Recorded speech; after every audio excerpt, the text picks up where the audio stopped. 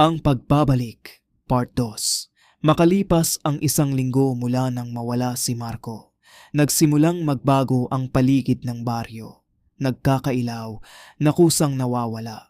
Tahol ng tahol ang mga aso kahit walang tao. At sa kalaliman ng gabi, may mga bulong sa hangin. Dumating si Lisa, ang nakababatang kapatid ni Marco. Nag-aalala siya dahil biglang hindi na ito sumasagot.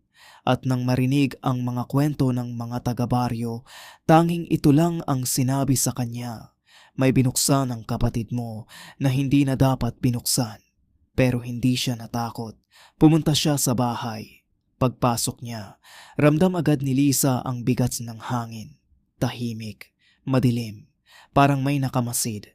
Sa sahig, nakita niya ang telepono ni Marco, basag ang screen at nakadisplay ang huling mensahe. Huwag mong bubuksan. Pero bukas na ang pinto ng kwartong iyon. Parang may humihila sa kanya papasok. Dahan-dahan siyang pumasok. Sa loob, madilim. Mas madilim pa sa gabi. Tahimik. Ngunit ang mga dingding, tila ba may binubulong. Sa sulok may isang salamin.